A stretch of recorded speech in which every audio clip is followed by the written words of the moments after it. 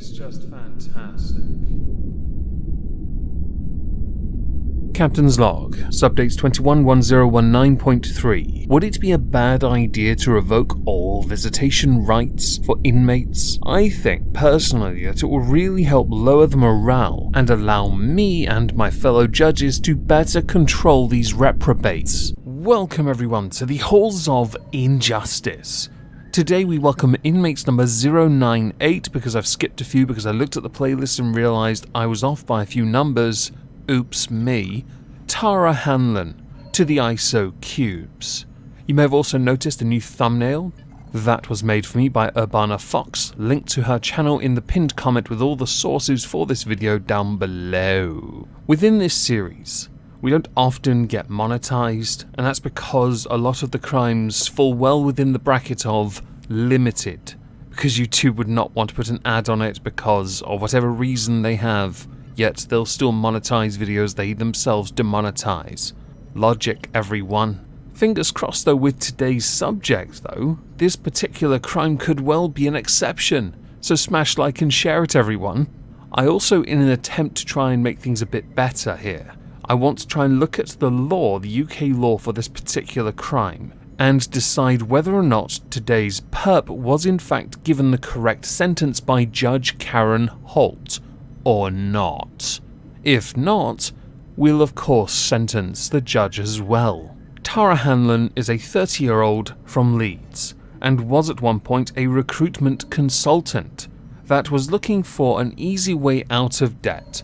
As is customary within this current year day and age, lots of people around that age, my age as well, have grown up and struggled with debt because they've kind of dug themselves a hole and not tried to find a way out, or if they tried to find a way out, it's invariably failed, or bad luck has struck.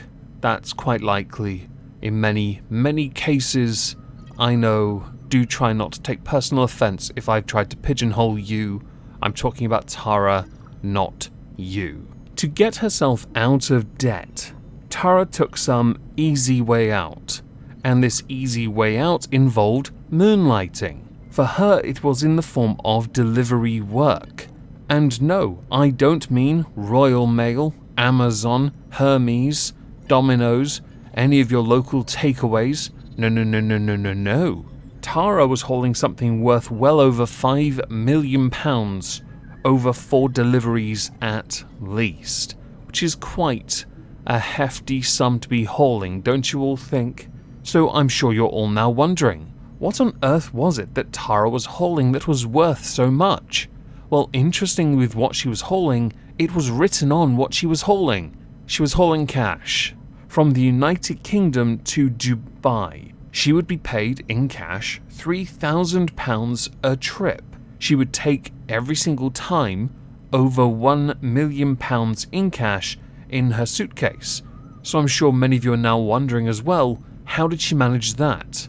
Well, what she did, so as to hide the cash better, she would vacuum seal the cash, but she'd vacuum seal it covered in covfefe, because sniffer dogs had a little bit of an issue sniffing through covfefe apparently. At this point, I think she would have been better off just loading it with lemon sherbet, since dogs have an issue with citrus. And I mean actual lemon sherbet, as opposed to what I've been using it for within this series to describe something else that I know people like to sniff quite a bit. On the 3rd of October 2020, she was arrested after attempting to board a flight to Dubai because her case was discovered to have within it all of this. That's not even subtle anymore. How much is that, you wonder?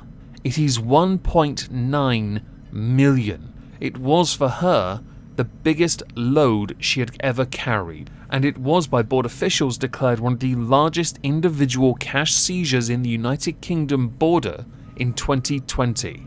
Well done. Achievement unlocked. Your prize, prison. When she was initially asked about what the purpose of her visit to Dubai was and her luggage, she had actually said she was going on a girls' trip and that she had checked in the 5 suitcases because she wasn't sure what to wear while there. 5 suitcases. A bit sus, don't you think? In a prepared statement to investigators, Tara Hanlon said that it was the first trip she'd taken, along with the fact that she was a good Samaritan and not being paid for this delivery, because she believed the money to be legal and it would then be declared in Dubai. That's a bit sus. Inquiries though with the airline, along with a search of her mobile phone, revealed she had made 3 previous visits in July and August as a courier, and thanks to her bank account, she had been paid $3,000 for each trip.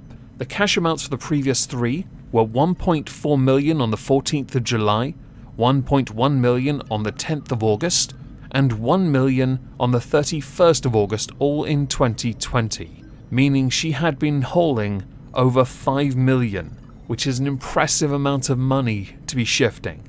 In the United Kingdom, this type of crime is usually pigeonholed either as muling, which some consider similar to that of drugs up someone's bottom, or a form of money laundering.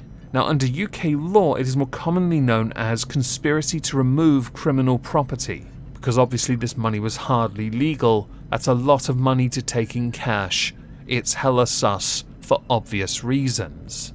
This particular crime can carry a sentence of up to 14 years and an unlimited fine. Now, if your assets have been seized, that fine really doesn't do you any favours. And for the sake of it, Tara was not out of debt, so she hardly had any assets worth seizing in the first place.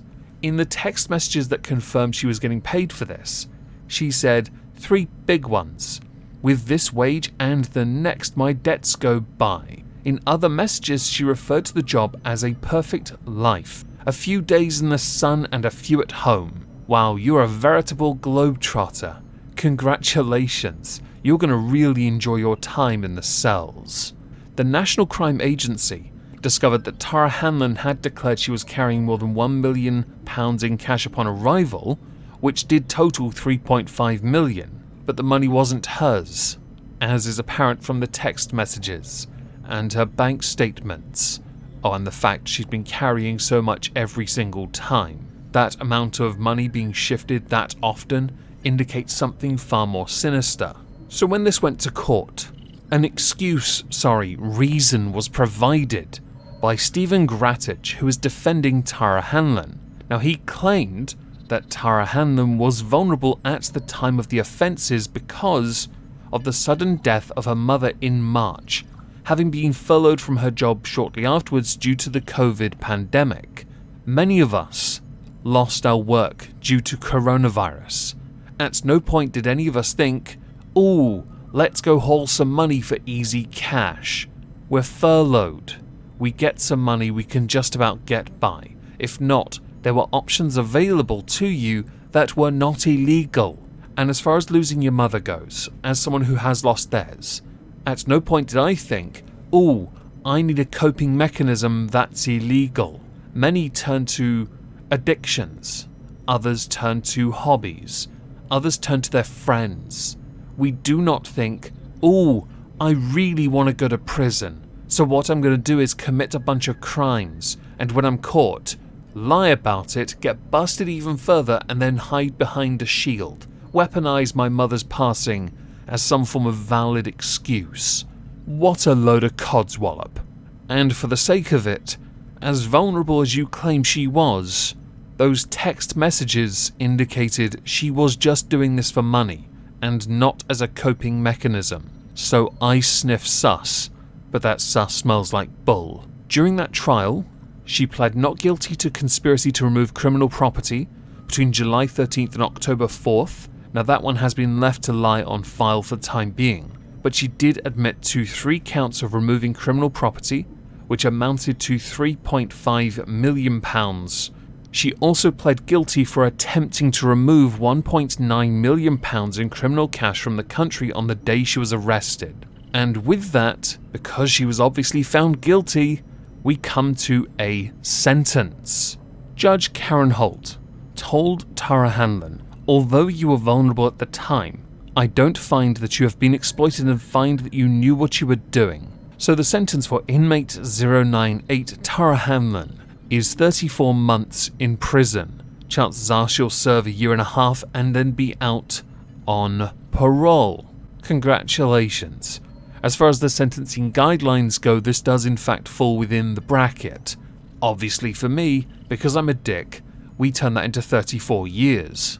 And we're going to keep all that money we seized, because Daddy needs a Bugatti. So you, Tara, can get in your cell.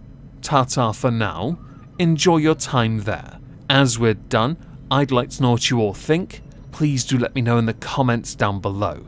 As a final thing, I'm going to be on Twitch tonight, link in the description. If I don't see you there, have a fantastic day, except for you, Tara, and thank you all for listening.